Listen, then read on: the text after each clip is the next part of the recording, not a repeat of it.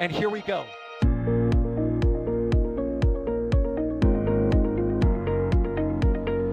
We have liftoff. Propulsion continues to be normal. RCPA chamber pressure looks good. Following up. Roger, with planet.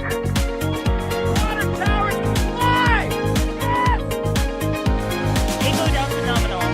Fighting down to SC off. Bring in SC off. It's orange! Orange 45! Oh my god! Oh my god! Decollage.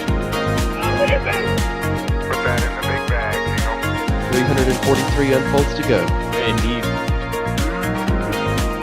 We rise together, back to the moon and beyond. If there's methane, it would be igniting in the flare, correct?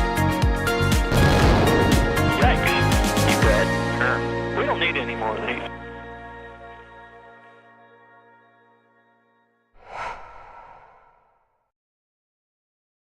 Welcome to a very special end of year NASA Spaceflight Live. I think, is this going to be our last one of the year? Do we have another one coming? I think this is the last show of the year, right? This Good is deal. the last NSF of the life of the year, yes. Excellent. So as you can see, we're doing something a little bit different. We have all four of us on stream today. Some of us are festive, some of us are Trevor. But yeah, we thought we would do a little bit of a year in review kind of episode, hang out, talk about our favorite moments from the year, and just sort of put a nice little bow on 2023. So let's just jump right into it. But first, we'll introduce everybody, of course, to my. Let's see if I can do this. Immediate right. Oh, but Patrick changed the. Patrick, go back. There we go. Yeah, we have Adrian Bile. Adrian, how you doing, buddy? Happy end of the year. Yeah, to you as well. This is gonna be like, you can maybe tell this will be a bit different because we have four people. And also some of the most unhinged people that you can get on NSF. Yeah, we're gonna have fun. I'm not. Look. This show is off to a great start. And also Trevor is here. Trevor, how are you doing? It's already. Uh, It's starting. This is going to be a fun show, and to those who celebrate, I hope everyone's on Christmas break. Merry Christmas to those who celebrate. Happy holidays to everyone else. I can't believe this year is over, but we have a lot to talk about. I thought I had more time to eat a bite of a sandwich, but apparently Patrick is just going to immediately throw me under the bus. And also on today's stream, we have Alex, of course. Alex, thank you for I'm joining us. How are you doing? Are you dying? Are you dying inside? What happened? Was it the sandwich? That was the sandwich. All right, well, there's Alex. Dear Cool. Lord. Let me not take another bite out of this sandwich, which is delicious, by the way. Keep it And let's aside. just jump right in. And don't forget, if you guys have any questions about the year or any really comments you want to make, feel free to at NASASpaceflight in chat, and we'll see your comments or questions or what have you pop up. So yeah, let's just get started. And maybe like if you feel really expressive, like you want to give a nice long answer, maybe somebody takes another bite out of their sandwich, and you never know. Maybe that'll just be the Easter egg. Just throw That'll it just to be me the and Easter I'll egg do one for- of my It's my like- long answers. Just ask Alex Alex windows when here. Starship will launch. Yeah, and then Yes. boom, easy 5 minutes. Right. Cool. All right, so let's start off with our favorite launch in 2023, which Starlink? I mean, we can't all say Starship, but I think a lot of us probably are going to say Starship. But let's start And off. Adrian, Go ahead. Before I go into that, I want to point out these, like, as a teaser, there's also the second category after this that maybe is exactly related to the fact that a lot of people will say Starship here. So, yes, of course. Favorite launch of the year. I mean, I picked Starship. I've picked IFT2 in my case. Like, we can debate what was cooler, IFT1 or IFT2. I had a hard choice because IFT1 I was there, but IFT2 was, well, a bit you could see a bit longer and a bit more. Let's word it like that. So I really like. It's hard for me to pick anything else. So I picked IFT2. That was just. I feel like that was the most epic thing I've ever seen. Yeah. Trevor, I will withhold my answer until everybody is done. Go ahead, Trevor. Yeah, I also said IFT2. Similar to Adrian, I was kind of debating IFT1, first launch of Starship, or IFT2, and ultimately I had to go with IFT2 just because, in my opinion, the first launch was somewhat of a letdown with how many problems they had. Like, we didn't get super cool photos from it since there was an engine failing, every other second. And I don't know, it was just I came back from it somewhat underwhelmed. I was like, oh, I feel like there's a lot of work to do left in this program. But then after IFT2, I started feeling pretty optimistic. I'm like, Raptor, all of the sudden is working. Hot staging worked. It feels like they have a lot of work left to do still, but it's actually getting close to an operational vehicle and a vehicle that they can start putting things into orbit with.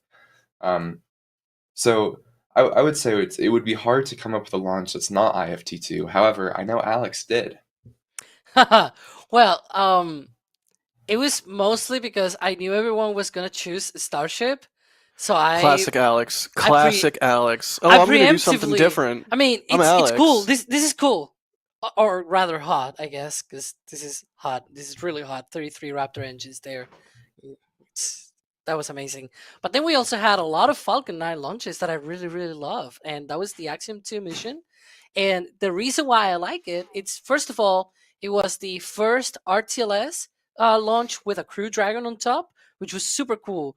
But also because it was the first one that happened during the day. So we had prior many RTLSs before, but this was the first time they had tried this sort of new way of doing RTLSs, where they try to try to squeeze a little bit more of the performance of the booster while still returning back to land because of all these Starlink missions that they have tried, etc., etc. And so they were able to squeeze a little bit performance there, here and there. And I thought it was really cool that they were able to do that, and it's a crew mission. I don't know, I really liked it. All right, fair There were answer. a lot of cool photos about that. You know these moments where you want to disagree with an answer, but Alex has so many very compelling and great arguments that you're like, yeah. I already knew everyone was going to choose the Big Steel 2, so I was like, let's choose Falcon 9 because it's the other rocket that I like. I was very tempted when Adrian posted this poll to us to choose some random Starlink mission from this year, like Starlink Group 5-15 or something like that, because it really highlights just how ridiculous SpaceX's cadence was this year. And to me, the fact that they're going to have launched on the order of 99 times is probably the best part of the year. Yeah, it's truly the term SpaceX steamroller has been a thing in on space Twitter or on space internet, all of that for a long time. But I think this year was the year the steamroller, they put some premium gas in it, and they really just started just steamrolling every other company and country. It's utterly insane. That's a good point, Trevor. My favorite launch of the year, I mean, it's IFT2. It's got to be IFT2. I do agree that IFT2 is or was cooler than IFT1. In some ways, IFT1 was cooler because I don't know, test flights where a bunch of things go wrong but nobody gets hurt. That's pretty sweet. But I am obviously a little bit biased because for IFT1, I did not have a nice view like this because of some dang weather. We saw the rocket lift off the pad and then go straight into a cloud. But for IFT2, we saw it the whole time. And I'm quite pleased with this video and just with the experience in general. And the stream we did was a whole lot of fun. We tried a bunch of new things on that stream, and we had guests on, and we got John Krause on. That was fun. That was a really fun time. So I'm definitely going to say for my favorite overall launch, I select IFT2. I know it's not very, I'm not pulling an Alex here where I'm I'm going to do something different because I have ideas about things. But you don't always have to be an Alex. Only we have Alex for that. So Can I We have- can I say one thing to you, Jack? yeah, This if you is take such a an long enough amazing time, footage. if you take long enough time to say it, so I can take another bite of my This- sandwich, then yeah, you can say what you can literally say like Southern Polar Launch Corridor over and over again. As long as I can take another bite of this delicious sandwich, Well, whatever it you was- want, my guy. It was gonna be very, very short. That I just think that was no. Show it, Patrick. Show the footage. No, It's no, awesome. that- It's amazing. No, don't show me. It's just amazing because you can see all of the vapors coming out from the rocket and the engines and the Mach diamonds, how it's slowly and even when the engines ignite, all of these shock waves and everything. It's super amazing. But again, don't show me. Show the rocket. I mean, this thing. Yeah, what- Look, there you Yeah, go. there we go. There we There you go. go. Thank you. I appreciate the kind words, Alex. It was You did it was a amazing. tricky launch, as launches always are, but I always tell myself when it comes to photographing or streaming or whatever a launch, if I come away from it with one piece of content that like makes me happy, that I'm pleased with, then I'm happy. Like it doesn't matter if a remote camera doesn't work or if I didn't get a shot that I was hoping for or planning on or whatever. It really having one piece of imagery that I'm happy with basically just means that everything else is fine. So the fact that this video came out as well as it did really it makes me happy. So thank you for the kind words, Alex, and also thank you to You deserve Sean it. for coloring this footage because it was shot in log in Cinema Gamut, which basically just means it's very flat, but you're retaining a whole bunch of extra data in the image. And Sean straight up bought DaVinci Resolve and color corrected this thing because he was like so hyped about it. So thanks to Sean for making it really pop. But yeah, And I what- appreciate that, Alex. Thank you. Just as a side note, how it shows how amazing this flight was and like how many people got hyped about Starship that we had multiple Falcon Heavies this year and none of us even like mentioned it so far as a like Yeah. potential candidate for your favorite launch. Oh, it's just, 2 side boosters landing, like whatever. That's I mean, Well, we have one of- seen that before. One of them didn't get to land the set boosters. Just saying. True. I feel like I have to sneeze, so if I suddenly mute, you might get a silent sneeze. So I don't know what you want to do with that information, but there you go, you have it now. Still better than Max. Anyway. But we will talk about Falcon Heavy as well later. I can tease Yes, that. we do have that to talk about. Because there was some really cool Falcon Heavy. I gotta say, if I had gone and seen one of the Falcon Heavies, if I had had time to do that, they would probably be higher up on my list. But not being able to be there in person kind of colors your perception of an event a little bit. Jack, you have seen a lot of launches so far. Is Starship Flight 2 the best launch you have ever seen in your life? Like, would you put that in your top 1 slot? Or what's your favorite of all time launch you have watched live? I'm thinking. What an easy That's- question, right? That's really hard. Like it really depends on how you define favorite.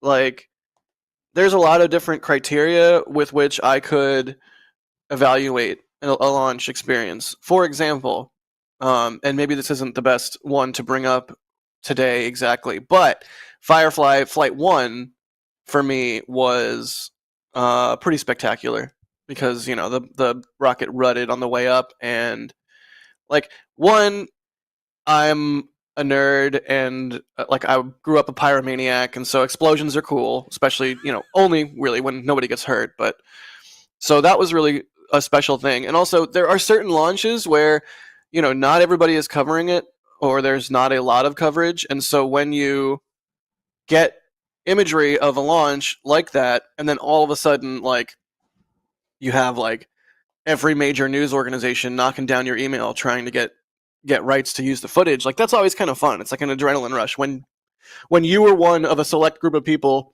that saw something that nobody else saw and now you get to break the story. That's a lot of fun. But I don't know. I think Artemis 1 was really, really, really special to me for a number of reasons because the first launch I ever got close to and saw as a kid was a shuttle launch, and so seeing SLS launch in a lot of ways was that going full circle. You know, from being a little kid who's obsessed with space to being a member of the space media and like being at the press site, which is in like all of the movies, and it's like an iconic location, like a historic iconic place. Like that was really special. Despite Artemis 1 really stinking for my remotes, but again, I got some video of Artemis 1 that I'm proud of. So, yeah, Oh, look at that. that's really tough. That's a tough question, Adrian. I mean, should we go around the horn and see what everyone else's answer is for it? Oh yeah, totally. Let's go around the horn like at this call and ask everybody what's their favorite launch they have ever seen of all time is. I'm gonna first. I have seen Starship, and with that it's like, okay, that's mine, and it's gonna be even worse when I turn to my colleagues here. And Alex hasn't seen any yet. Zero. Yet. We'll see. And Trevor, I forget. I know you went to Florida to see a launch, but I forget if you got skunked or what. Ow! Can you please not bite my hand? Here, say hi to the dog. Hello. You're coming on screen now. You're coming on screen now. What's your dog? Oh, it's your dog. She's insane. She's an insane dog. Yes. Okay, Alex. Trevor. Trevor. It's Trevor. Sorry, dog distracted. A choice function does not exist on the empty set. You're All of the muted. launches I've You're gone muted. down to see. You're muted, my guy. I wasn't muted on vMix. Okay. All of the launches I've gone down to see have been scrubbed. So if it's an empty set, that's the one set that a choice function doesn't exist for. So. Nope. Do not eat the microphone. No. It's kind of like I'm not gonna pick like an order here, but I feel like that's even worse than Alex because Alex didn't even try to see a launch. Yeah. And you tried. Like, Yes. It didn't work. Sorry about that. The When dog I tried to went eat the down microphone. Florida, there were 3 launches scheduled, and all of them got pushed. Yeah, that was Yeah. CSG2, a Starlink, and then some other. I It think was it an was like a Astra launch, ULA. yeah. No, it was, The Astra launch. one of the Oh Astras right, from yeah, here. yeah. And so you tried.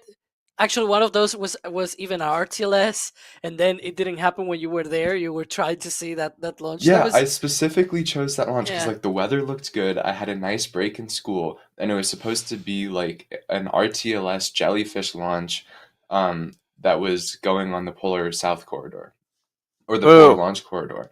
Boo. So it would have been like perfect, and then nope. Of course it had to get pushed, but whatever. I'll see one eventually. Cool. I mean, not cool because you didn't get to see a launch, but you will see one eventually. And honestly, I have to. Can you please? My hand is not meat. I mean, I guess it's made of meat, but you can't eat it. Technically, your hand is very much meat. Stop it, Adrian! Don't. She does not need help. No, do not. Okay. Oh my God, she's trying to devour the microphone and me simultaneously. Yes. When we said go it was ahead. going to be a bit of a Actually, off rails, the NSF Live. Oh, no. Do you have a actually glasses next to you? That was pretty great. Wait, but you can take them They are off my too and go, glasses. yeah. Cool. Let's thank some people. Musical Wolves, thank you for the support. They say, Mary Wolfmas, Bacon Sandwich Fund, when OFT was the most Kerbal, or which OFT was the most Kerbal, OFT 1 or OFT 2? I think definitely 1. What do you guys say? It flipped 1. Yeah. Yeah, and we have Das going, did it just do a Kerbal? Which is like the best soundbite, I think, in NSF history. No. That The needs best to be in the soundbite- new intro. Stop it, Trevor. Stop it. The best soundbite in Stop NSF it. history is if that was But, like- methane, it would be igniting in the flare stack, right? You have to include in the quote. You have to include kablamo because it was literally, if that was methane, it would be igniting in the flare stack, right? Kablamo! It's like, dang it!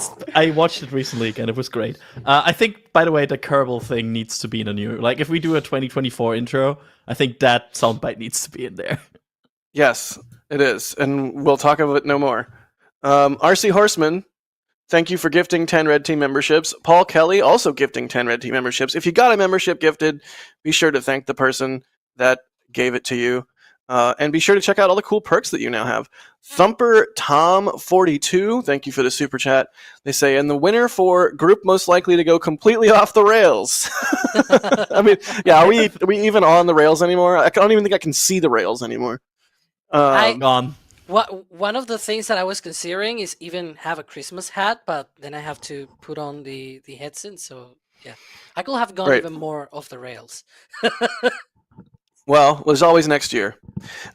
Gray M, thanks for gifting a Red Team membership. Mats Gosselar, hopefully I'm not butchering your last name because holy cow, they gifted 50 Red Team memberships.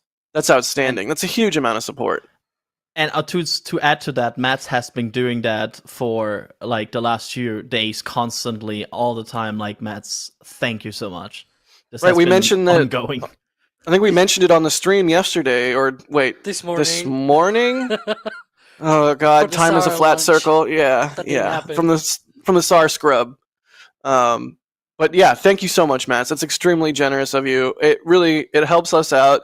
It is a kind thing to do because now people are getting memberships that otherwise might not be able to, and they get to check out all the cool perks. And it helps out the channel because if some of those people decide to, continue their membership after the gifted month, then that is helpful to the channel because our members, we literally couldn't do what we do without you guys. You're the bedrock, like the foundation of NASA spaceflight. So just thank you so much, Mats, and thank you to everybody else who's coming out with some support. Speaking of Bideford, another one of those names we see all the time. Thank you so much, Bideford, for your extremely generous super chat last night. No, this morning. Brain. Why? Thank you for all of your support over the years. They say favorite launch is a tie, IFT2 and Falcon Heavy with NSF hosting. Bucket list is IFT3 Starship launch. Merry Christmas to every person on this stream. Thank you so much, Bideford. And Blushy Boy, another common name we see all the time. Thank you, Blushy Boy, for gifting 5 Red Team memberships. All right. Next topic, and perhaps even another bite of the sandwich. Yes, let's do it. Boy. I'm a master of suspense here, so that's what you get. Next topic is our favorite launch in 2023 that is not related to a large grain silo-y type steel tube in Texas. So, Adrian, what was your favorite 2023 launch? Somebody screenshot that. That was amazing. What was your favorite launch in 2023 that was not Starship?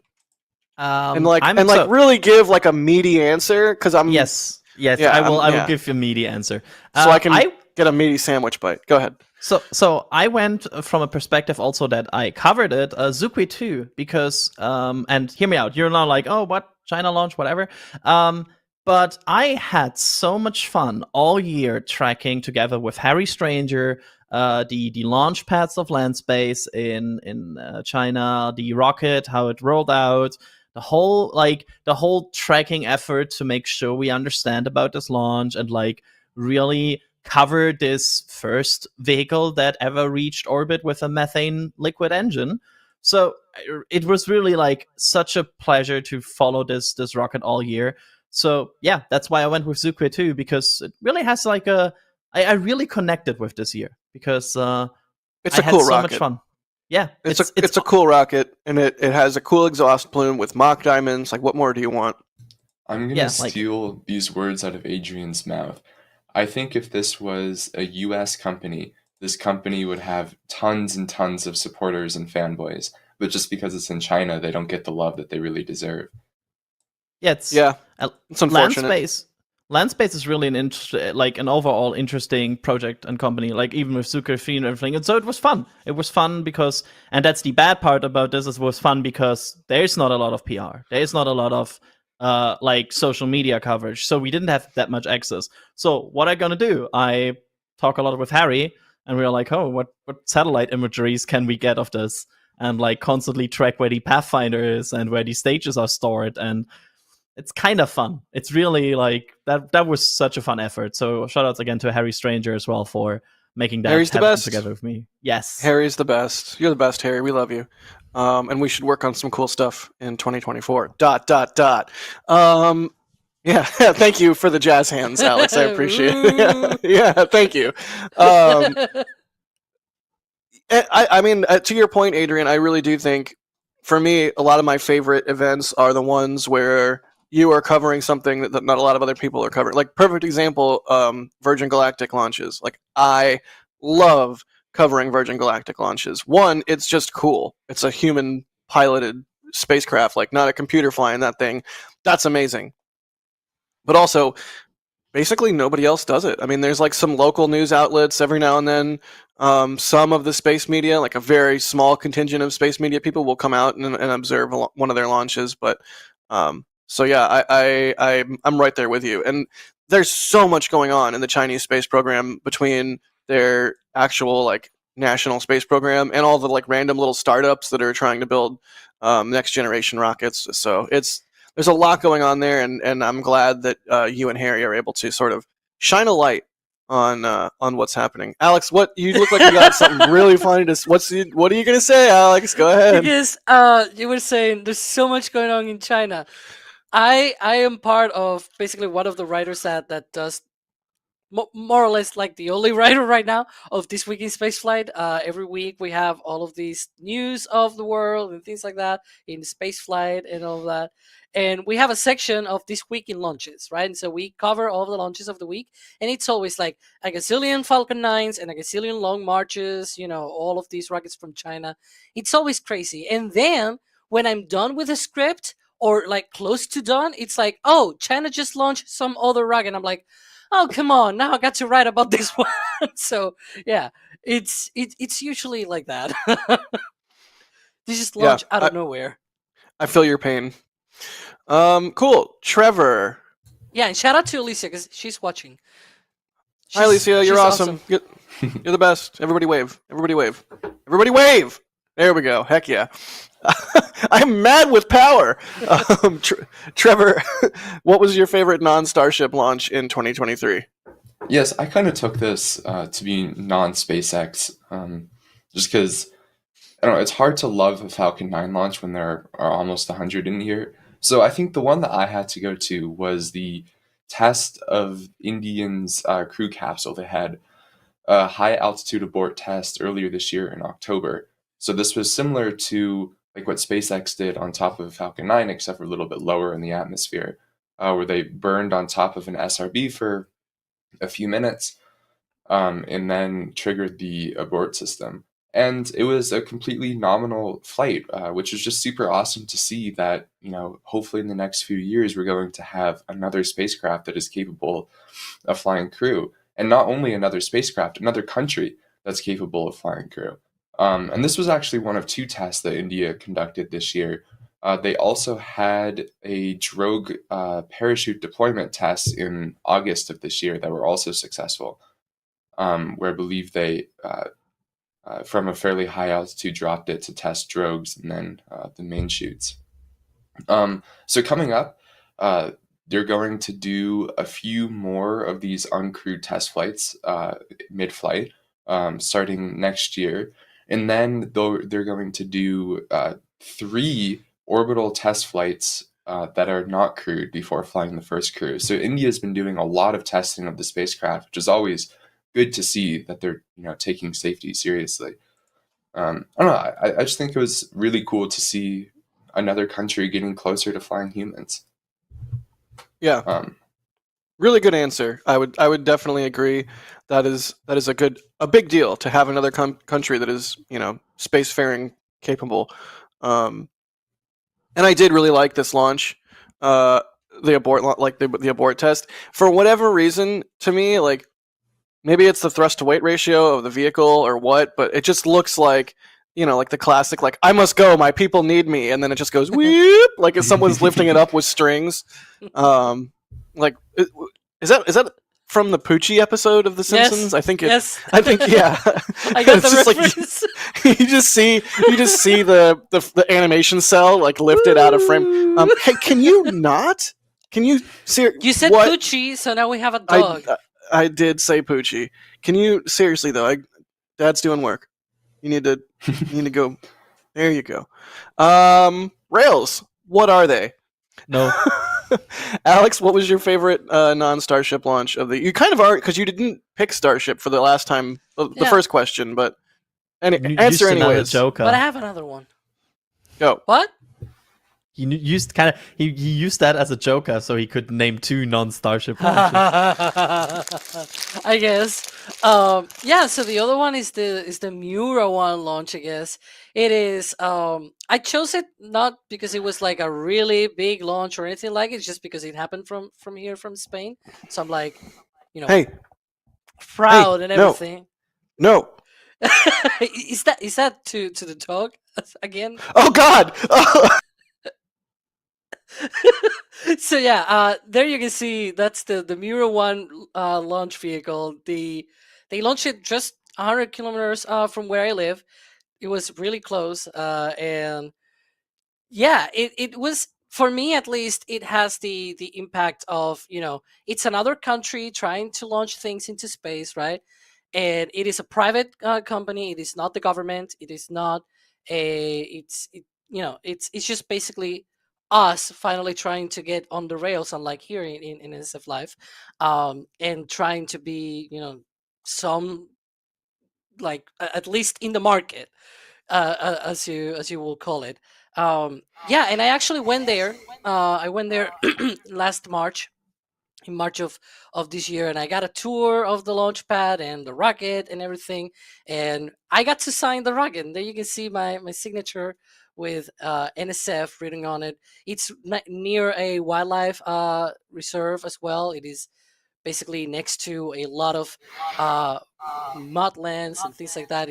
That's one of the consoles that they have to push the red big button to destroy the thing.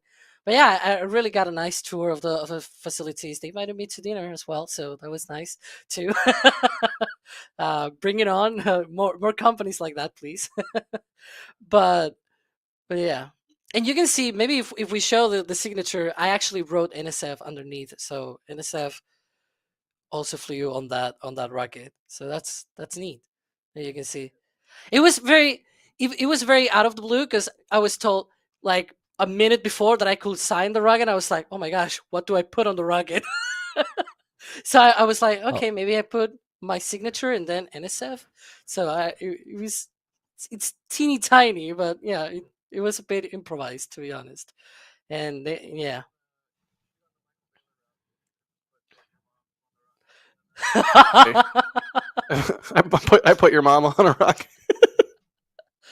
Good answer though. Very, very good answer. Adrian, it's fine. Everything's fine. It's the year-end show. We're having fun. There's no rails. It's jokes. We're joking here. Everything's fine.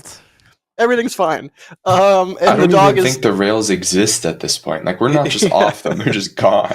It's turned from a train into a hovercraft, and that's fine. We can move in any direction. Let's see. It's kind of fitting because we're kind of like in orbit, and now we can steer really in every direction, right? It's like right, yeah, exactly, yeah. Let's do a dog rails, leg. We have a sled. We just it's just, yeah, there you go. Sliding down and yeah. Just madly tobogganing. Oh man, cool. I guess it's my turn to answer. We did everybody, yes. Right? Everybody answered. For me, it's sort of probably a tie between SDA. Which was a really beautiful. Is Alex dying? Alex is dying. Do you need assistance? What is this? What is the equivalent of 911 for Spain? It's the 112, but it's just Ryan in the back channel saying there will be a mishap investigation after this live stream. Yeah. Oh, that's awesome. Yeah, Jack, what was your favorite non-Starship launch?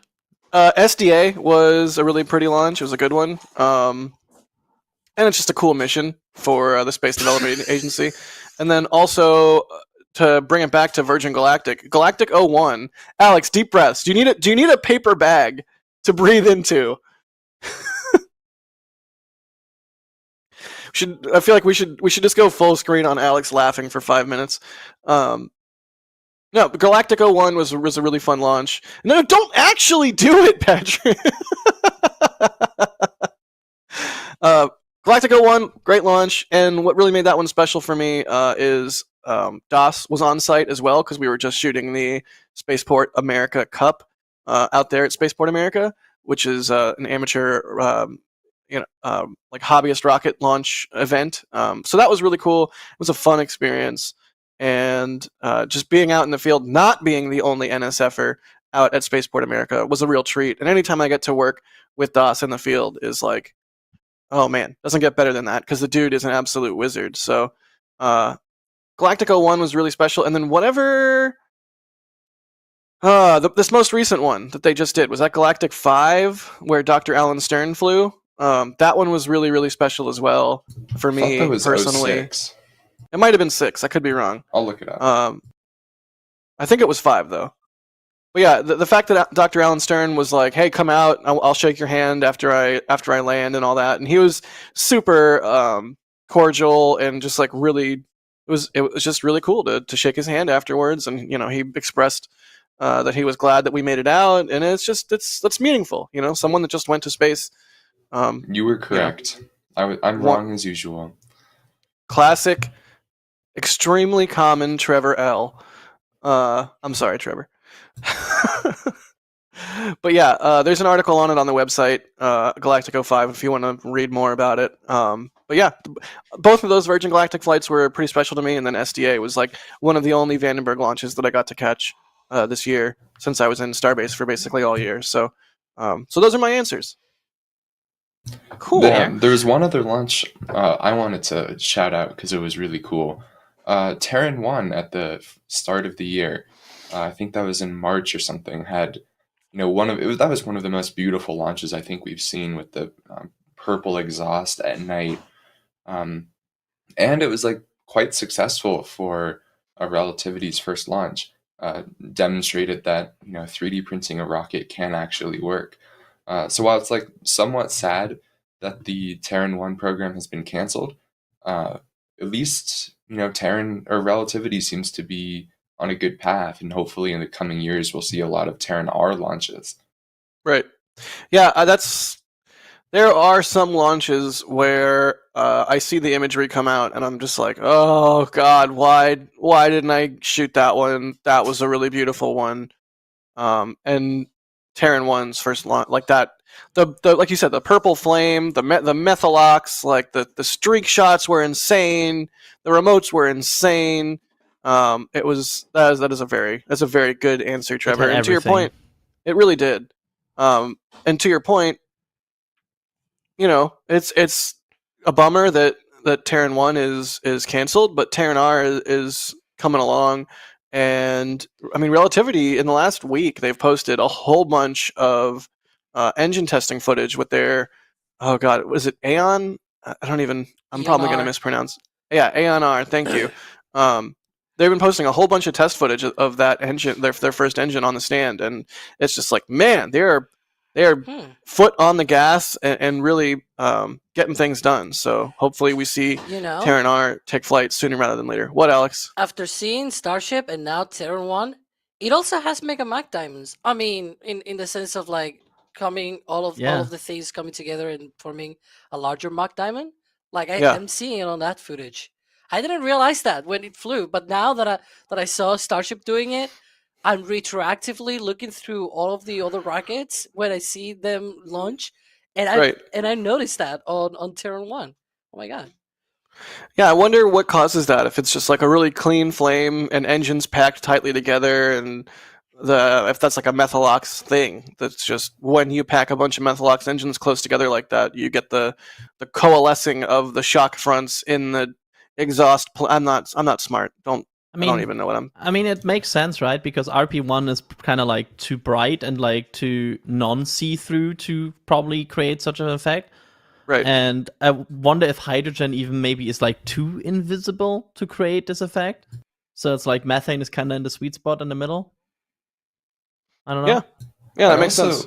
I saw speculation on Twitter, which I was too busy with finals to actually try to understand, that apparently it seems like, especially on Starship, with the configuration of the rings of engines, that it almost acts like an aerospike with the pressure differences between the two exhausts, or the like rings of exhaust. I don't know if that's true or not, For all I know, it could be completely false, but it's something that I definitely want to look into now that I have more time.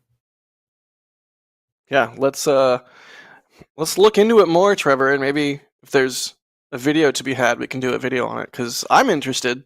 So maybe our audience is as well. Cool. Let's thank some more people and then move on to the next topic. JC Davis, thank you so much for the support. They say Atlas Kuiper because it went on my birthday. Nice. Rough Rider Show, what's up, buddy? They say if it isn't for that cloud during IFT1, I'd pick that one, but I'm going with Virgin Galactic because that was my first successful track. Merry Christmas stream and hashtag Gary the Grackle fan club. Yeah, good track. Also, Gage, by the way, good job. IFT1 was cool though. I mean, really, you're gonna pick the launch you tracked from thousands of miles away versus the launch that you watched within like 10 feet of me? I'm sad. I have to say, being in Boca for IFT1, like launch aside, the feeling and the experience and the hype around the area was crazy. Like all of the people meeting everybody and just being excited about Starship all day. Like do not care about the launches, but I feel like the feeling around IFT1 was just magical. Yeah, IFT2. Thanks. You were sweating because it was already April. So right. Yeah. IFT2 was the same way, Adrian, and I feel like for whatever reason, because Starship draws so many people. Alex, are you okay? Is everything okay? I was trying to like be jealous. Yeah, you were trying to be smug. Well. It was good. Yeah, I think it's just because Starship draws so many people, it just turns into like, I mean, I said this before, it's like a music festival, but with rockets. Like, there's just electricity in the air that is really not replicatable. Go ahead. And similar to a rock concert, also Starship tried to do a stage dive at the end of the flight for Flight 1.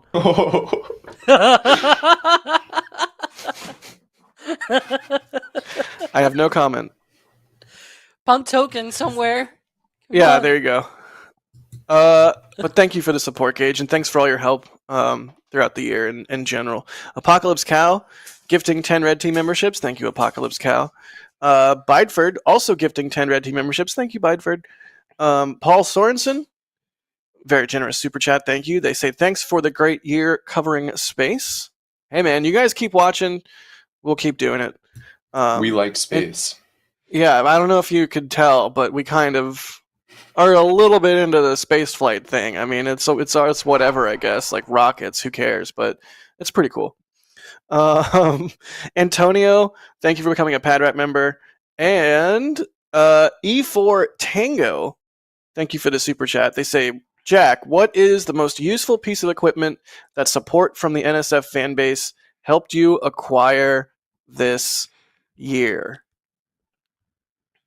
Oh, man. Useful is a tricky word because, for example, I sold enough prints from IFT2 to buy a star tracker, and I've always wanted a star tracker, and it is extremely useful because you can take images of like deep space objects, galaxies. You can also use it to track the moon or the sun and get cool shots of them. And I really wanted one for a long time, and I especially wanted one for the lunar eclipse that we had this year, but I did not get it in time. Solar eclipse, thank you. And the annular solar eclipse. But then next year is a total solar eclipse, and again, because I sold enough prints, and y'all are awesome, I was able to buy that star tracker. And so for this total solar eclipse, I'll have a nice, stable feed, and I don't have to constantly like keep readjusting the camera to like get back centered on the sun. It'll just follow the sun the whole time. So I've wanted one of those for a long time, and so that is useful. But it's not necessarily the kind of like piece of equipment that I would like pull out of my truck and use every single day. I bought a doubler, so I can take my 100 to 500 lens and throw a doubler on it and go all the way up to 1,000. That's really nice. And people are making fun of Adrian's hair in our back channel. I think you made it worse, Adrian, to be honest. Not only my hair, Chris B now has actively told Alex that he wants to shave. Look, he has a lot of hair. I mean, Alex has enough hair; he could donate it, which is actually a really cool thing you can do. So, I mean, just saying, Alex. I plan to do Nice. that whenever I remove it. But you are going to remove the hair at some point. Yeah, sure. I don't know when, but Isn't someday. it? Don't Just you have like a bet that song. when we reach 1 million subs, you're gonna shave? No.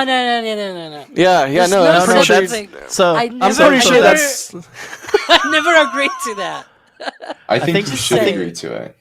Yeah, I think I the never original agreed to it. thing was that Chris B said he would shave his hair if we reach 1 million, and then said Oh. Alex will also join without Alex being even present. Somewhere there, that was the story, I think. Yeah, and Crispy is just willing it into existence. Yeah, we all, to be fair, we all. Yeah, it's true. Also, Jeff Rowe- Jack, you go ahead. forgot to Go say ahead. that Alicia said a new car. So yeah, maybe in the next year you need a new one. Jack needs a new car. I mean, Also, doggy food. Your support Doggy can also food. contribute to doggy food. yes. We have a poll. Oh my we have god! a breaking news. We have a poll in chat. Make Alex obligated to shave his head at 1 million subs. Yes, absolutely. You bet, or it's a deal. I'm gonna go with it's a deal. I'm but gonna really, Breaking there's- news, because bets. I'll rake. No, there's no wrong answers here. Breaking, Alex. Yeah, there you go. New car would be nice. I actually have a Founders Edition Cybertruck reservation or whatever. They sent me an email 2 weeks back. But I don't have money for a Founders Edition Cybertruck, so I don't know. I for now it'll be the Land Rover for the near future. We'll see how that goes. I just noticed. Are we ordered another flowchart and the amount of hair that people have on their head? No, I think you and Trevor would have to switch places just because Trevor has more of a forehead than you have. So No, it's I absolutely have Wow, a forehead. thanks, I just Jack. hide it very I well. have a lot too. I mean, if we're gonna, I was gonna say if we're gonna win on forehead, then Are we comparing foreheads? Okay, let's mean- go on. That third I category. mean, Trevor, Alex has a 4 head. Adrian has a 1 head. Trevor has a 5 head. So and I'm just all head. So there we go. No rails. that was the thing that I was thinking, and in mid sentence I just stopped because I don't want to hurt your sentiments and your feelings. All in good fun. Jeff Rowe, thanks for gifting a Red Team membership. Doc Watson, thank you for the support. They say my favorite moment was asking Adrian about boron, then realizing it was a reference to the Fifth Element film. Woo! Adrian, any other films you haven't watched? Yeah, he hasn't watched all of them. Yeah. If it's Quick answer: I have watched Lord of the Rings, Harry Potter, and now The Fifth Element. That's your list. Everything else, just assume I have not watched it. Just to give you some examples, Jurassic Park, not watched. What's not most of the Indiana Jones, not watched. What do you else like? Give me anything, I tweet You watched tweet the Star film at me. Wars. Just two Star Wars. I watched every Star Wars 50 times. Ooh, then I'm beating Adrian here. I have not seen any of those. That's not Why- a win. Why are we friends? Why am I friends with any of you? Alex is fine. I like Alex. Really? I think No. Adrian and I together, we've probably seen, if you intersect the movies we've seen, I think it is exactly the Despicable Me movies, and that's it. Yeah, true. We have both. The other day I saw a full set of do you hear this? four- Can you what do I need to do to make the sigh come across on air? This is how you make me feel. This is your fault. So basically, the other day I saw a minion fork and spoon and everything. I sent I it, of remember course, that. Trevor. Yeah, I sent it, of course, Trevor, because I was like, hey, look, it's the perfect silverware. Yeah, and everyone was like, "Dude, really?" And only Trevor was like, "Oh my gosh, that's so amazing!" Yeah, everyone, Ian, I think- everyone, Ian all also of liked these it. people have no childhood, and I feel No, so bad look, for Trevor. all of you guys. Trevor, look, it's not that I didn't have childhood. It's just that it was your childhood I already was very grown up when that movie came out. I'm older than you.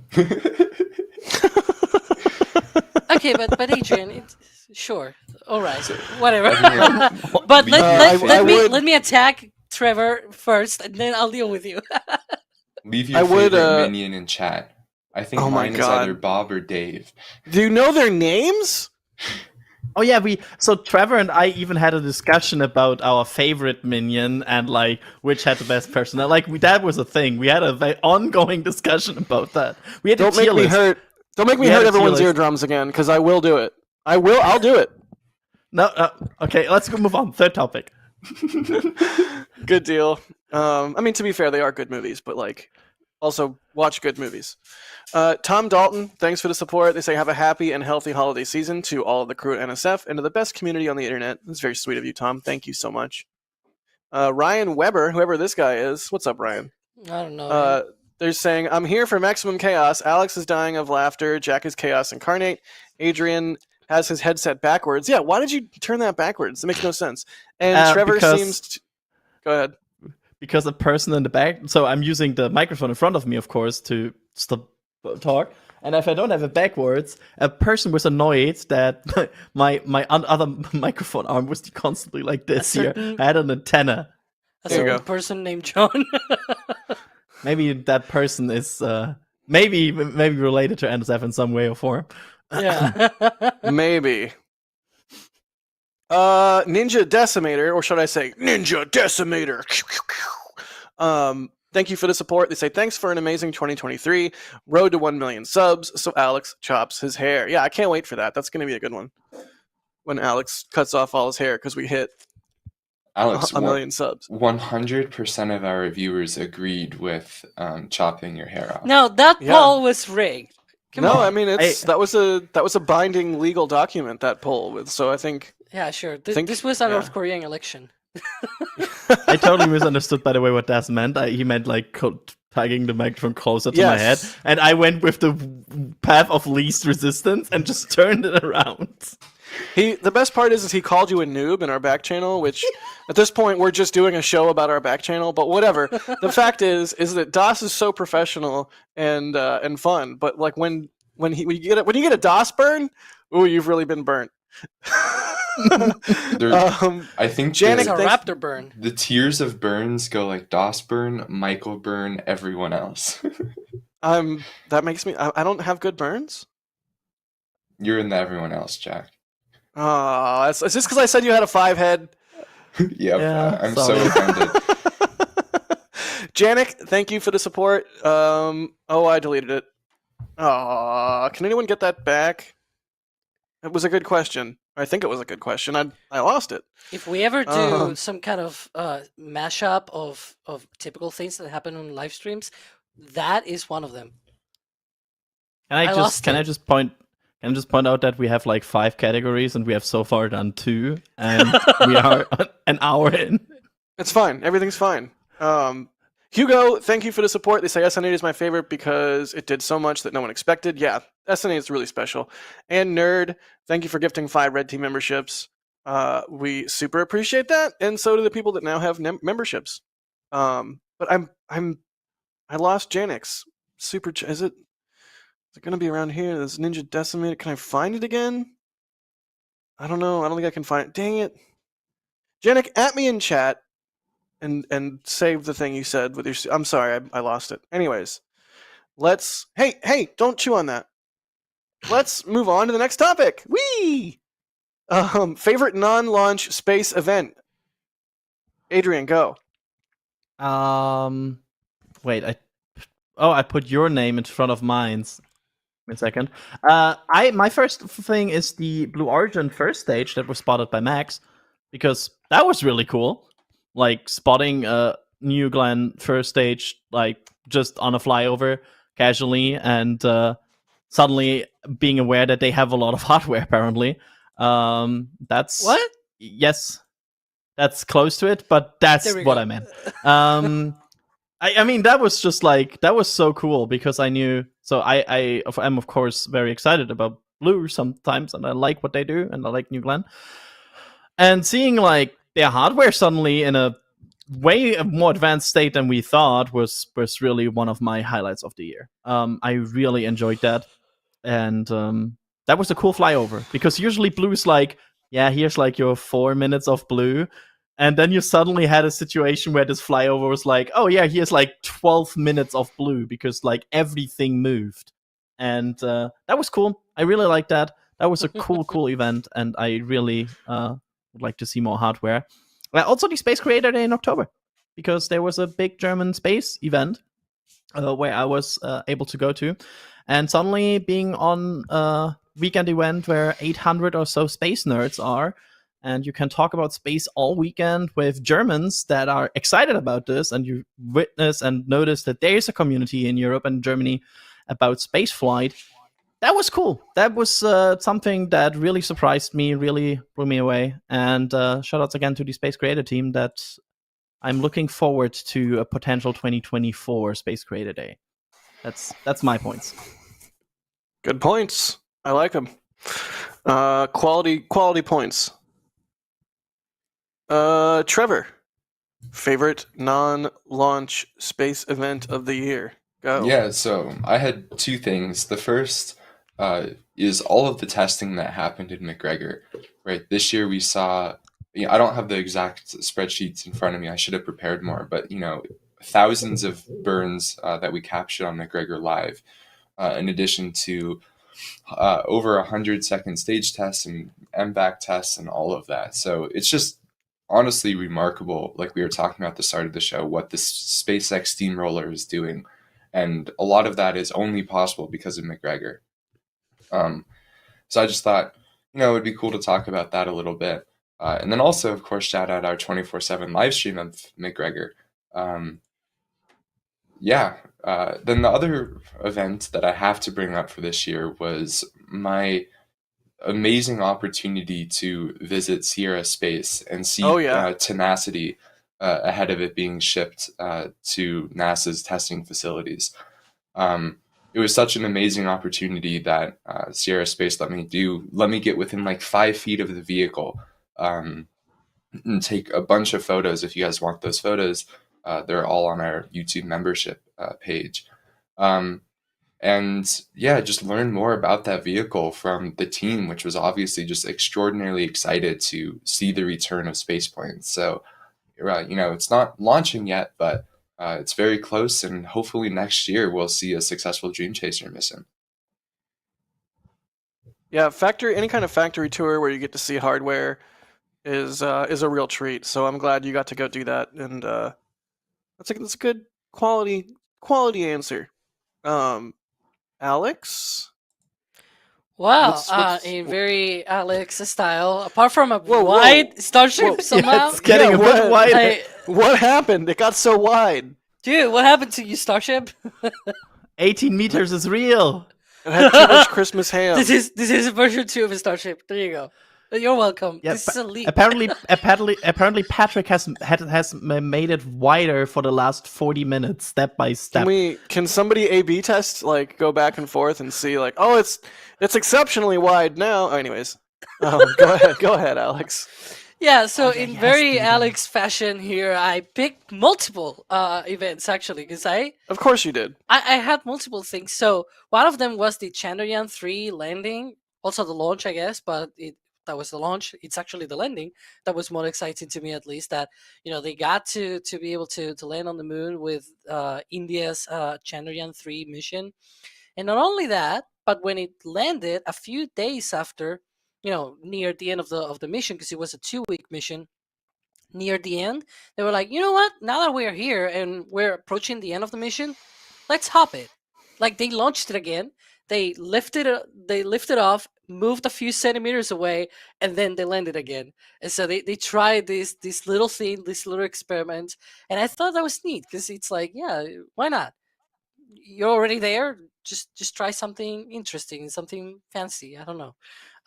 That was very, very funny. And it's because they're trying to get Chandrayaan 4 will be a return to, basically, a sample return mission, and so they want the lander to be able to land and then lift off again and go into orbit with a sample.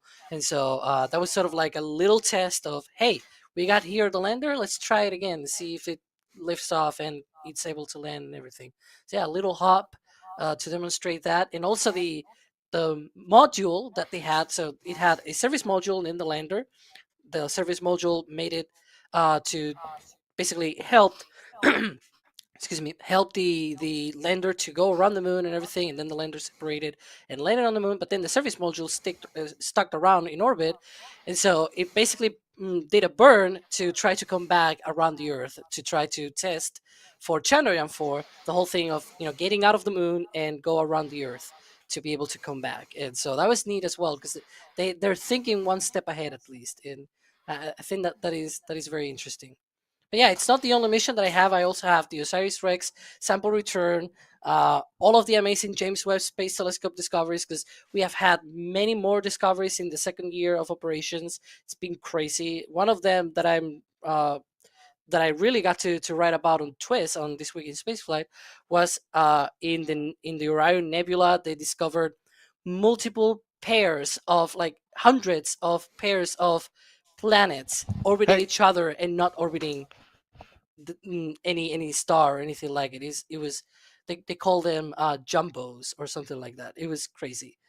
But yeah, and then Psyche demonstration, the laser demonstration, we featured that on the latest This Week in Spaceflight. I called it Cats in Space because of all the lasers and things like that. I thought that was neat because actually it was a much faster transmission between Psyche and the ground than between the ground station that received the signal and the JPL control center. That was really interesting, to be honest. You got a data rate, a maximum data rate of 267 megabytes per second, which is really, really good, to be honest. It's not top of the mark or anything, but it's really, really good for deep space communications. Like, come on, it's millions of miles away, and it got a really high definition video streamed back to Earth with lasers. But yeah, those are sort of my items there to take off on what are the favorite non-launch space events. How are you even not gonna mention that Taters the cat was the video? Yeah, Taters. Did you mention that and I missed it? Well, I didn't mention now. I did mention it on This Week in Spaceflight. So Right. watch it. Well, after the show, after NSF Live. Not now. Don't go away. Not now. Also, everyone better unless you vote want for to go Taylor in crazy the and poll. have it on another tab. Go ahead. But Yeah, we have a poll. We have a poll for future NSF Live guest wish list. Rocket company CEOs at 40%, astronauts at 25%, rocket journalists at 4%. Wow, ouch, y'all. That kind of hurts, makes me sad. Like we had Eric Berger on, we had Ashley Vance on. Like those were really cool. And then of course Taylor Swift, 32%. Well, I'm honestly kind of surprised she's not winning. Yeah, I am too. She has an invitation to NSF Live already. Never answered though. Yeah, so there's an ongoing joke ghosted. between. Yeah, we got ghosted by the agency. No, there's an ongoing joke between me and Trevor. Like, if we ever get Taylor Swift on NSF Live, he's allowed to claim a spot on it no matter what, and he will be able to be in the show. You guys, also, it would be a live stream of me dying. Yeah. That's the most morbid thing I think it's ever been said on our channel. Hey, can you not chew on that, please? and probably Like, probably the how dog many will times? go and chew on Trevor, maybe. How many times do I need to let you know to not chew on that? It's not Show for the chewing card. on. Do we have a card for the dog? I don't know. We might. I mean, we're certainly getting. There you There go. she have. is. Good girl. Girl. Oh god. Needs to be Cool. good girl. Yeah, GORL. I think for me, my favorite non-launch space event was going to Bozeman. Going to Bozeman and getting to fly in Jared Isaacman's and the Polaris program's jet, and that whole thing. That was really special. As someone who's always wanted to like fly in a fighter jet, finally got to check that off the list, so that was really cool. I also liked, I think it was in early August or mid-August when they installed Raptor engines on Ship 28. it's like functionally the last time that we will probably get those types of views of Raptor engines, especially now that Remedios is closed to the public. So all of the photos that we got of those Raptors getting installed, you can no longer be in that location and shoot those. So that was really special. And also Polaris related, after and before the IFT2, the Polaris flyovers were really, really special. And in particular, the flyover they did after launch for me was like really, really special, just because I was exhausted. I was pulling gear out of one of the locations that I had set it, and I was like, operating on no sleep, just delirious with exhaustion and just so tired and so spent. And I had all this stuff to do after launch, and then I'm like walking towards the beach carrying a bunch of gear, and I'm like, I was like, that's a weird looking bird. Oh crap, it's a fighter jet. And then immediately I got an adrenaline dump, and it was like, it was just immediately like I had new energy, just because it was so cool. So that Polaris, awesome. And yeah, the Raptor installation was pretty special. I'm trying to think if there's anything else that I've forgotten. I'm sure I'll think of it as soon as we finish up the broadcast. But we still have more questions to go through. I think. Let's do I think overall, since you mentioned it, I think overall a lot of cool guests we lately had on NSF Live as well, and a lot of people we got to talk to were really, really cool. Berger, Ashley Vance, Jared Beck. Isaacman, Peter Beck, Jared Isaacman, Tim. Yep, Tim. Yeah, absolutely. It's a really, really, really, really cool. Dr. Stern, that was really, really amazing. I think there's very, very, we are in a very cool position to be able to talk to a lot of these people and learn from their experience and their insight, and that's a cool thing. That's something that is rare and not every you don't get every time. So yeah, that's also I feel like NSF Live has had a really good year, and we're extremely fortunate that we were able to get the guests that we could get, and we're fortunate you guys turn out for these, because they're really fun to do, and this is just a completely different format than all of our other streams and stuff. So it's enjoyable, and we, like you said, we had some really good guests this year. So. And I was gonna say two things. First of all, also the museum shows with Intrepid. Just because Alicia is watching, we also get sometimes really good people. Really cool people. We got this month, HLS folks from NASA, which was really interesting, knowing some of the insights into how they go and do some of the decisions and the plannings with the SpaceX, Blue Origin, and all of the things that they need to sort through to be able to meet all of the requirements from NASA, but also be able to do commercialization of space and all of that. And so I think they are very underrated, because most of the time there are really, really cool guests on these shows. But then also, Adrian, I have a question. Anything that you can leak for any future guests or something? I'm not sure if I can say. I can give you some information about the 7th of next year. I will not tell you yet which one, but I will tell you that if you like Rocket CEOs, that's gonna be a good show for you to bookmark. 3 p.m. Eastern on the 7th of January. There you go. I like Rocket CEOs. So that's my bookmark for you here. 7th of January, 3 p.m. Eastern. That's where you should be here. Good deal.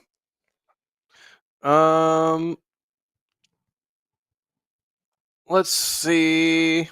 I guess we'll thank some more people and we'll do the next question, huh? Bring it on. Yes. Come on. E4 Tango, thank you for the support. They say, how many ears of corn would it take to equal the weight of bacon that you've consumed in 2023? So I did some quick math. An ear of corn, according to Google, is half a pound. I figure I probably make around 3 pounds of bacon a month, somewhere in there. I'd probably eat around 3 to 4 pounds because there's bacon that you cook, and chat is freaking out, and and so there's bacon that you cook, but then you go out somewhere and you get like a burger with bacon on it. So factoring that in, let's say 4 pounds a month. So what is that? 4 times 12? Someone do math.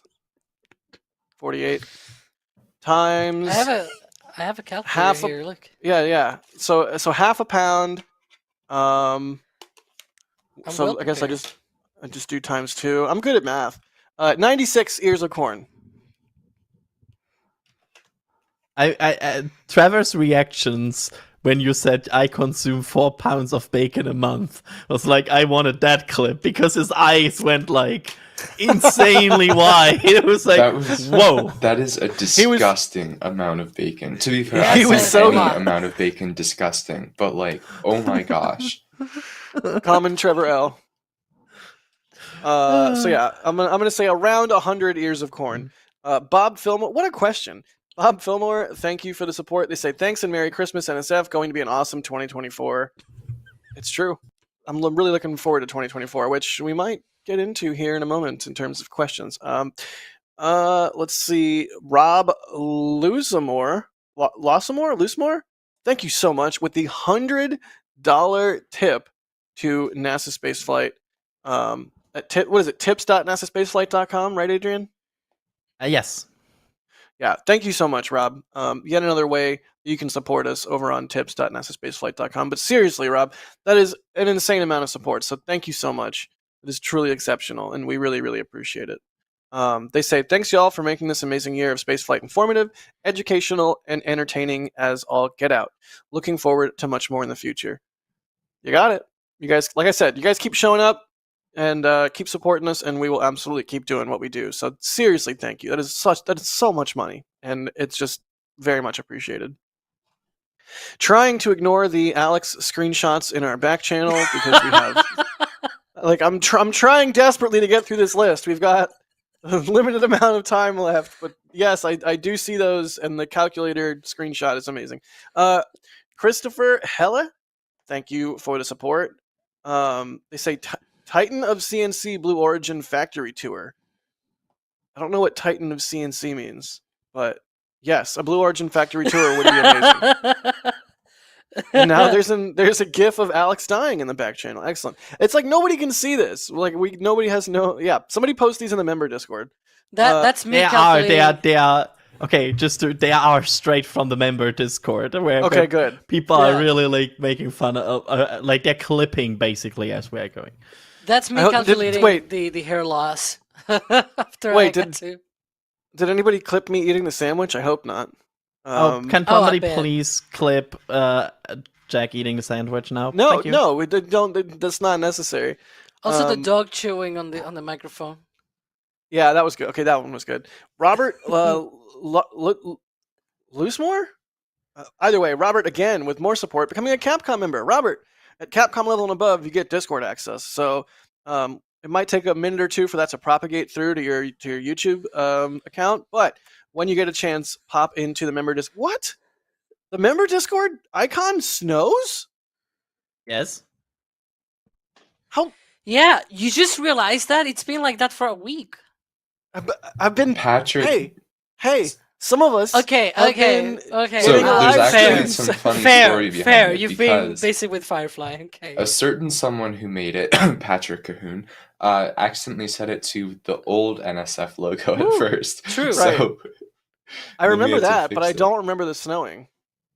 Yeah, it's animated now. I love it. Good stuff. So yes, we have a members Discord. Robert, hop in the members Discord and say hey and look at the hilarious goings on that are... Wow, yeah, that is the... No, Patrick, you're supposed to use it as a teaser. Like, oh, you got to get on the Discord to see the snowing icon. That's the selling point, right?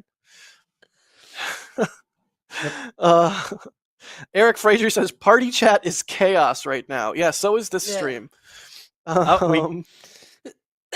We are getting the first pictures of Jack eating. Perfect. Oh god. Let's go on to the next category. Yeah, I'm not even gonna look. I don't know what that is. There's no words on it. We'll do it live. Okay. favorite science-related space event. Trevor, go. Psyche. I'm going to keep it to one word because Adrian will, I think, has the same answer. Okay, Alex? Between me dying again, 'cause I saw the pictures. What? What? Stop it. Stop it. Everybody stop it.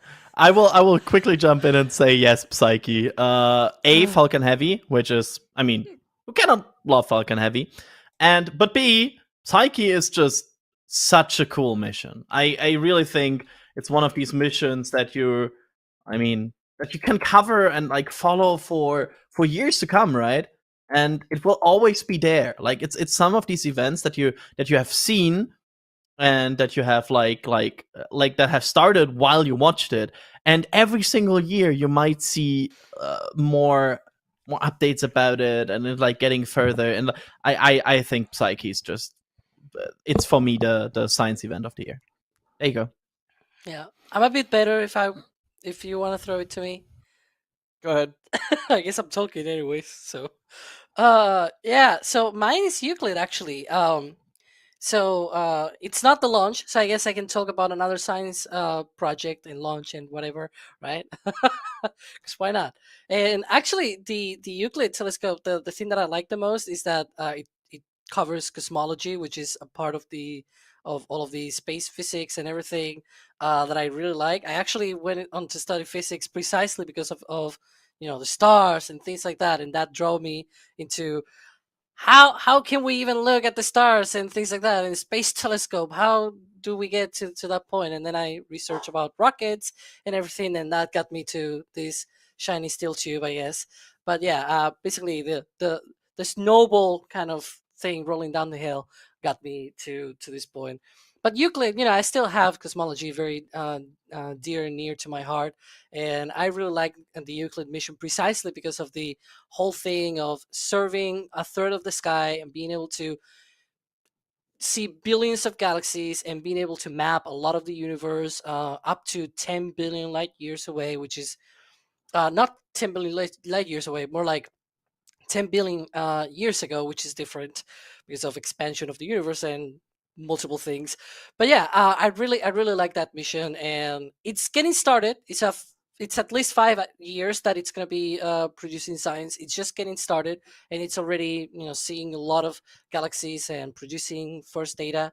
And I think the next round of data will be in 2025, then another one in 2027, and the final one is 2028 or 2029, and that's sort of the end of the primary mission. They can do another swath, go around the sky once more if they have fuel left and all the fancy stuff that you need for a spacecraft, basically. But I really like that mission, and again, cosmology is one of the things that I really like related with the space that is not shiny steel tubes and things like that. So yeah, I guess it's sort of a shiny steel tube, not steel but sort of metal tube, because the telescope is like this long tube. Right. I tried to make a joke, but it didn't work. I'm already out of jokes today. It was pretty good. All right. Well, good answers. I think mine is probably just more photos coming out of James Webb, although Psyche is definitely high on the list as well. But always happy to see more science coming out of Webb. And I guess I'm being called out here. Daniel B, what's up, Dan? With a $10 super chat saying, Jack, we ate 3 pounds of bacon in one day. Which, yeah, that did happen, but it's not like that happens every day. That's not like that's how I factored in my bacon accounting here. Is like roughly 3 pounds of bacon each time I cook it, and then I do that maybe like once a month. I like how we went full screen on Trevor to see if he was disgusted. Wait, I get this conversion right? Did you get this conversion right? 3 pounds are 1.36 kilogram? Yeah. That can't be right. That's way too much bacon. No, it's not. What's wrong with you? It's the right amount. Wow. Okay. I was like, 3 pounds. I had no idea what that meant. What is a pound? I was like, yeah, I'm European. I don't know what's a pound. Yeah, and that works also for the currency. I pulled the what is a kilometer thing and basically turned it around, and You did. now that I've converted it, that's a lot of bacon, Jack. Well, I never claimed to be healthy. I only claimed to like bacon. Ryan and Backchannel making sure that we know 1 pound is about $1.2. What's a dollar? That's What is $1? Can you give that to me in Dogecoin, please? Oh, Yes, come on. actually, I know. I gotta go. I'm just gonna.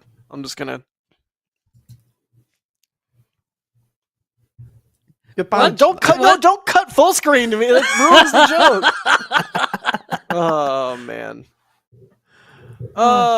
Okay. Jack, are you let's see annoyed here. right now? No, I'm fine. Everything's fine.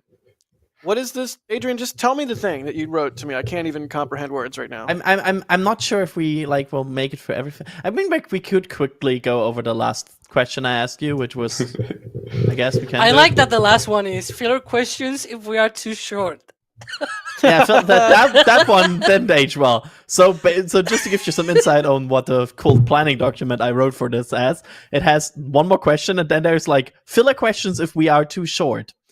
That we're too short. was really not needed. I mean, I do like some of the filler questions though. We should so, go like, rapid through all of these. Yeah. So Okay, really bye. quick, launch that annoyed you the most. Launch that annoyed you the most. Adrian, go. Everything in the last 3 weeks. Right. So That makes sense. Like everything in the last 3 weeks has been a nightmare to plan, schedule, and do. And I feel like everything is scrubbing and moving and constantly shifting around, and it's a nightmare to plan. So launch that annoyed you the most with scrubs. This. Yes, it truly has been Scrubsember. Trevor, most annoying launch? For me, it's probably been any time where there's a back-to-back like Falcon Heavy or large NASA mission into a Starlink launch. Because we've seen that NASA has this 24 to 48 hour turnaround rule, which just kind of ruins SpaceX's schedule. So then when you have like launches that just keep moving around, especially when they switch order, so then all of the stats on the launches end up changing. It's just, I hate it. I really wish that 24-hour rule would be removed, assuming that SpaceX can demonstrate that they can, safely launch crew or whatnot without it. Good deal. Alex, most annoying launch? Well, my answer is pretty much like Adrian. All of the launches in the past 3 weeks or so, because it's being a bit of a Mess. It's been a mess. Yeah, to schedule everything. Also, I will put a bonus nomination into that, and that's space, and that's a sudden booster rollout at 4 a.m. in the night without any previous notice. That's Right. like was that's like the not a icing on the launch, cake. but it's still that was still quite like Ship 28 and Booster 10, because we have talked about the launch of a Starship, but then there's like another couple of vehicles that are being prepared for Flight 3, and we've been like, what are they gonna do? What are they gonna do? These past 3 weeks, it's been like launch is moving left and right, and well, actually, all of them to the right, to be fair. And then it's like, oh, this day where this is, at this time, there's also some road closure at Starbase, and they have this other thing going on, and it's being quite a mess. Yeah, I was a small backstory here. I was very annoyed that morning with Alex because I was very without a lot of sleep, and I was not planning to wake up at 3 or 4 a.m. Central Time. And suddenly you hear your phone beeping like 2 or 3 times in a row, and the first message I see is, they're rolling out Booster 10 right now, and I'm like, Yeah. they're doing what? Classic I think- SpaceX. We need to point out here, by the way, that, even though it's like 3 a.m. or whatever Central, even though that's like normal time for Adrian and normal Europe time, Adrian basically lives on US time, just to clear that up. Yeah, because 3 a.m. Central is 10 a.m. here, and it's like, no, it's All right. he's already used For- to American. This is my device and it literally runs on the tickers in front, like it runs on Eastern time. Hey, I also have such a thing, but it's in my Apple Watch. I have Nice. a central time clock. Oh, hold on. There, here. I don't know if you can even see it. Yeah. I also need to charge but- No, it doesn't work. But yeah, it's like another little clock for central time. Good deal. I don't know that I have an answer for the most annoying launch. I mean, every launch is a challenge. Some things are annoying about them, and some things aren't. I don't really have a good answer, but let's do some filler questions, some of the final ones where we sort of look ahead. Anything we expected in 2023 that sadly has slipped to 2024? I mean, Vulcan, I think is a big one. I think we all kind of wanted to see Vulcan launch. Like, okay, what's your like to make this question in general? What's your most hyped event in 2024? Like, what's the one thing that you're like, that's my 2024 event? Without counting this thing? Yeah, I mean, the next Starship flight, IFT-3, is going to be huge. Yeah, true. The final Delta IV Heavy is kind of a big deal. Starliner, which Trevor, for some reason, is wearing a shirt of. Sweater. Trevor, Hey, they have to like redo that sweater like 5 times? Did a little bit of water get in that sweater and like cause it to just completely fall apart? Jack is just saying, hey, you know what? We're not gonna get any Boeing CEO here. So to be fair, we would have sent Starliner the last 2 Decembers anyway for that's true. Exciting launch. That's true. But counter question here, Jack. On your shirt, is there like one engine by a time just going out in an explosion while you're wearing it? It's like, is that happening? Yes, that is a fair question.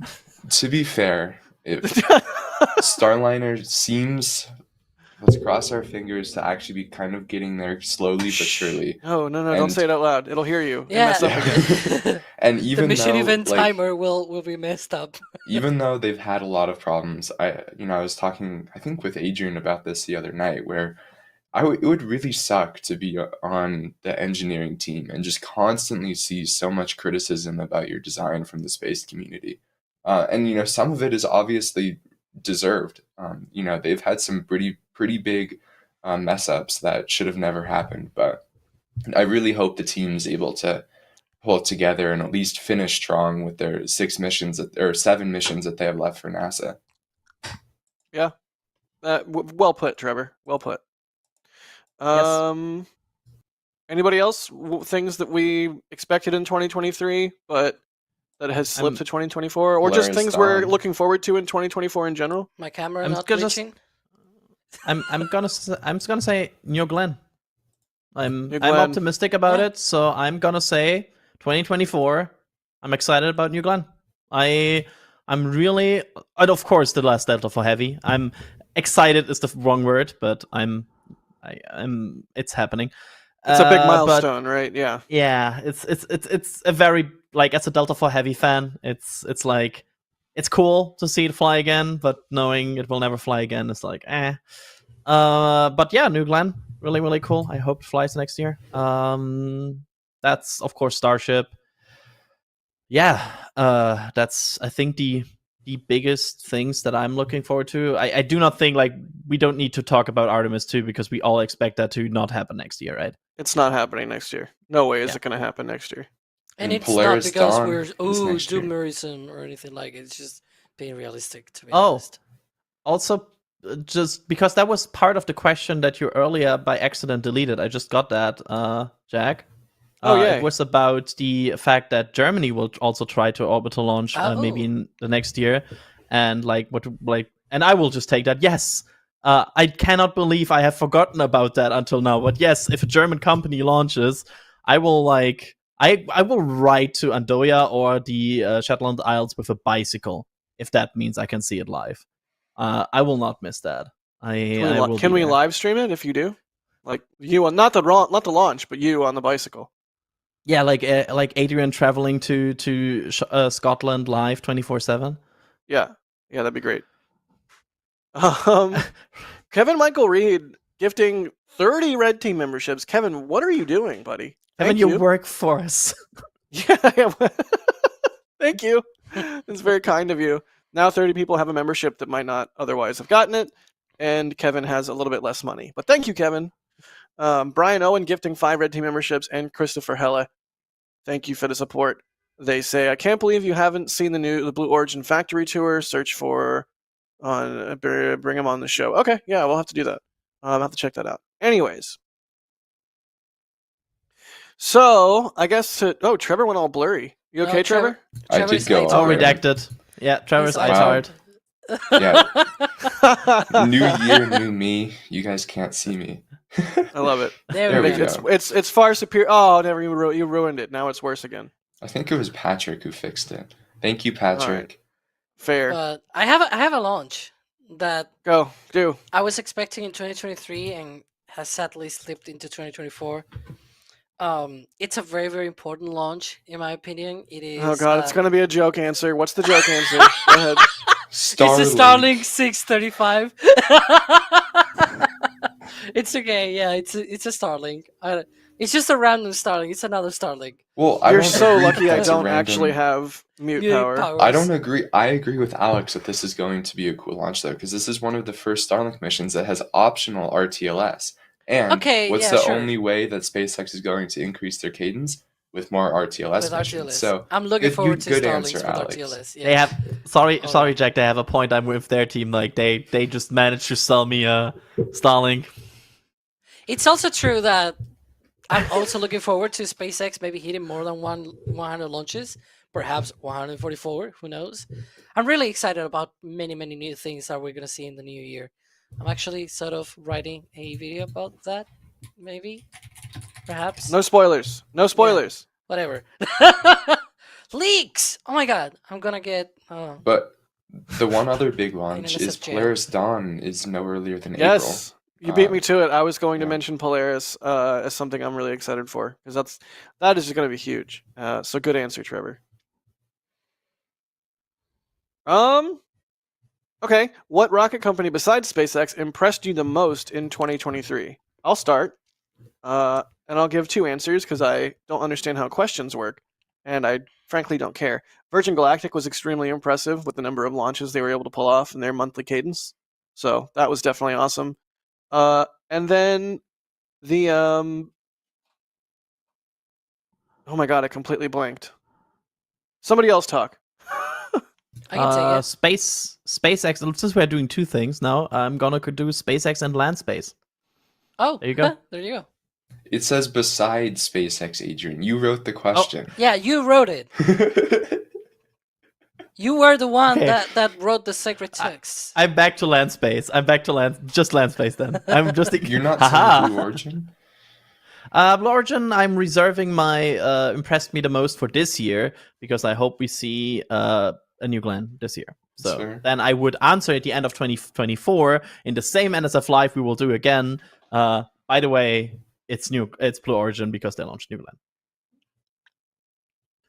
All right, Alex. Oh, yeah, I will say I can say also two companies there, Stoke and Relativity. I'm gonna start first with Relativity. It's impressive to me in 2 ways. One that I thought it was a bit disappointed, which was they launched Terran 1. It failed with the second stage, but it did impressive with the first stage and everything. And it was like, you know what? We're gonna cancel Terran 1 and go all in with Terran R. And then Terran R, we're gonna delay 2 years, and it's not gonna be fully reusable at first. It's just gonna be partially reusable and everything. I was like, oh my gosh, they went back but then they started doing the whole Eon R development and going full steam ahead, or I guess full Methalox ahead. and we saw just a couple of weeks ago the first firing, and then a few days after the first mission duty cycle, it was at 70% thrust. It was not a full power, but still it's a really impressive achievement. It is true that it is a gas generator engine, but then again, other companies developing Methalox rockets still don't have their engines developed. I can think of a few companies out there. And speaking of Methalox rockets being developed, by the way, Stoke, it is so they're developing a full flow stage combustion cycle engine for the first stage of their Nova rocket, sort of like these Raptors over here, but over here. There you go. But they are like, instead of being 230 tons, I think it's like only 100 tons of thrust, and they also did the hub of the upper stage. The upper stage is hydrolox, and it has these multiple thrusters and everything. I think that was really cool to see the little hub. It kind of reminded me of a Star Hopper or Happy, but yeah, I knew you were going to say that. But yeah, I really like those two companies this year that they did impressive things in each in their own way. Yeah, I would agree with Stoke being extremely impressive. Also, Relativity, good answers all around. Space Does good. anyone? Yeah, space good. Anyone else have? Oh, the other company I was thinking of that really impressed me this year was ULA. I mean, 3 launches. And like that sort of cadence is just like pop. Can we? Jack, you're gonna make us not get Tor Bruno ever. I'm just joking. I'm just joking around. Where it's a Christmas show. We're having a good time. It's just jokes.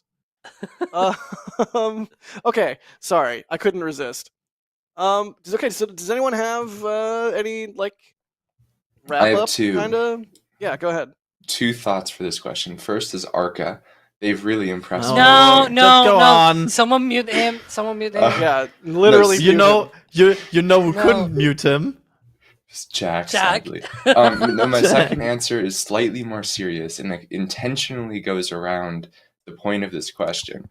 Adrian said not SpaceX, but that's somewhat ambiguous since there are technically 2 SpaceX companies, one that owns like Starlink and then one that owns the launch side, is my understanding. So if we say not the launch side, I'm going to say the Starlink side, because this year they've gone from losing tons of money on this constellation to having each launch be profitable and having the entire constellation be cash flow neutral. And then on top of that, they're no longer losing money on each of the individual dishes. So the Starlink teams have been extraordinarily hard at work this year as well. Okay, but that's a Yeah. SpaceX. It's technically It a is. slightly different It's just company. a company No, within no, SpaceX. it's still It's a SpaceX. SpaceX. Technically slightly different. Woo! That was a fancy animation.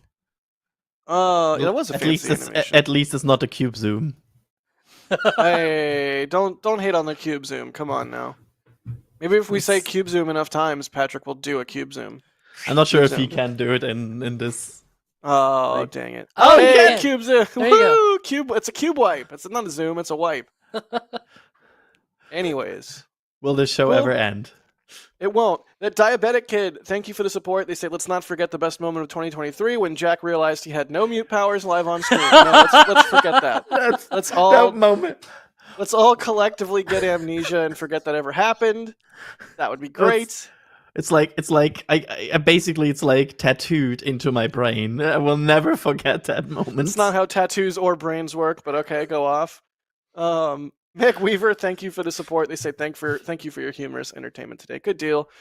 Thank you so much, everybody, for watching. Thank you to all of our launch directors and our flight engineers. Can we get the screen? Can we get the The screen up? thingies. There you go. Hey, thank you so much to all of our members, but especially our launch directors and flight engineers, without the support of whom we would not be able to do everything that we do, nor would we be able to sort of plan things out and plan to do even more cool things. ... But seriously, thank you so much to everybody for the support, and thank you launch directors, and thank you flight engineers. Are we gonna do like a prediction show or something at the beginning of the year? It's on my list, yes. Okay, cool. Because I want to But get it's it not- on that. It's not the 7th of January because again, Adrian there being is a like, special. Hold There's on, a guess. let me write it down. The glasses, the Alex spit with the glass. Like I'm never gonna get tired of this. It's It's priceless so every Professor. time. I actually just don't wear them that much. It's just that they are for looking far away in the distance and things like that. But I have my screens right here, so I don't really need them. You definitely you put those on, and I get professorial vibes. Anyways, we should probably end the stream. We're like 11 minutes over. Thank you everybody for all the support throughout the year. And I hope you have a good end of the year, and we will see you on the 7th with a very special NSF Live. But I don't know. Closing comments. Adrian, go. Yeah, we will also see you before the end of the year 2 times, because we will also probably stream the USSF 52 mission of Falcon Heavy on the December 28th. Oh, look at the card. That's amazing. I love it. And we will also probably do Starlink Group 6-36 on December 28th as well, probably. We'll see. But you will hear us 2 more times and a few videos between But this now is and the the end of last the year. NSF Live, so Yes. Just making sure that people in do not videos. think we are... Yeah. Kevin just saying making in sure. videos. So we yeah, do have gotcha. we do have special videos coming out, so stay tuned for those. Hit the subscribe and the bell and the YouTube thing. Do the YouTube things. You know how YouTube works. I don't need to tell you. Yeah. Trevor. As a special teaser, if you want to see Ryan Caton wearing a lot of different shirts and hoodies, there's a special video for coming out that will exactly feature that. So there you go. What did I miss? No, why I are you must have coming to my face? I must have missed something. Trevor. No, Any just final remarks for NSF Live for 2023? I think just like you were saying, we couldn't do any of this without you guys. So thank you all for your support, whatever form that's in, buying merch, liking our videos, subscribing. Oh my gosh, Patrick. Boy. He's also doing different transitions, if you have noticed. Yes, no, Yeah. Patrick is drunk with power. We have Trevor doing the bacon face in his info. Oh my god. Oh my gosh. I love it. But, Honestly, that will stay. Let the man finish his thought. no, but just thank you all. I hope you guys all have a wonderful holiday this weekend if you celebrate. If not, just a great rest of the year. So thank you, everyone. Absolutely. And Alex, thanks for being on and sharing your wisdom and your glasses and laughing so hard you cried. all the laughs. I really have a fun time always. Yeah, there you go. My calculator. I can reenact it again. Saying that. Well, I always have fun here with NSF. That's why I always giggle and have a laugh, because I really do enjoy these live streams. I really do have a fun time, and yeah, looking forward to much more fun in 2024. Also, Absolutely. these glasses are a little bit dirty, to be honest, so I need to get them clean. But yeah. All right, so we all know my info card is going to involve the sandwich. So just put it up. Go ahead. Put it up. Go ahead. Put it up. Oh? Go ahead. Yep, there we go. It's me eating the sandwich, of course. Definitely didn't see that one coming. You're the content manager, and the content is the things that are in your sandwich. Hey, the content of that sandwich was very good. Also, there's Leica's info card. She's good. Good Actually, girl. finally, she's like laying down on the couch and not biting my ankles or cords or anyone. So I'll take that as a win. For real though, thank you everybody so much. We have so much fun doing what we do here at NSF, and wanted to do a little bit of a less formal, off the rails NSF Live to sort of wrap the year up and just have a good time with y'all as we get ready for the end of the year, and the days will finally start to get longer, and we'll start to get sun again, and everything will be great. It'll be 2024. I see it. Okay, You don't need to point at it. I see it. Patrick was in the back, operating the stream, doing all the fun stuff. Thank you, Patrick. It's like when a big super chat comes through, everybody in the back channel is like, "Oh, there's a giant super chat, Jack at Jack at Jack," and I'm like, I see it. I'm gonna get to it. Okay. Anyways, I digress. Thank you everybody so much for all the support, because we had a really great year, and it's so much fun to do all of this, and we're gonna have a great 2024. And I think we're all looking forward to a variety of really interesting things happening in 2024 in the spaceflight world. But yeah, I think with that, E4 Tango gifting 5 Red Team memberships. Thank you so much. Excellent. I think with that, we will call it. Thanks everybody for watching, and we will see you a couple more times before the end of the year in various videos and things. But NSF Live wise, we'll see you in 2024. So stay tuned to that January 7th episode. It's going to be a good one. Hint, hint. Hint, hint. All right, everybody wave. Bye. Bye. And here we go.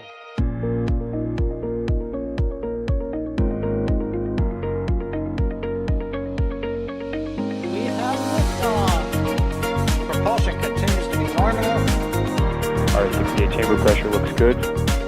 Following up. Roger, roll, Atlantic. Water towers fly! Yes! Echo down to nominal. Fighting down to SC off. Say SC off. It's orange! Oh my god! Oh my god! Decollage. What is it? Put that in the big bag, Eagle. 343 unfolds to go. Indeed. We rise together back to the moon and beyond. This methane would be igniting in the flare, correct? Yikes. Keep red. We don't need any more of these.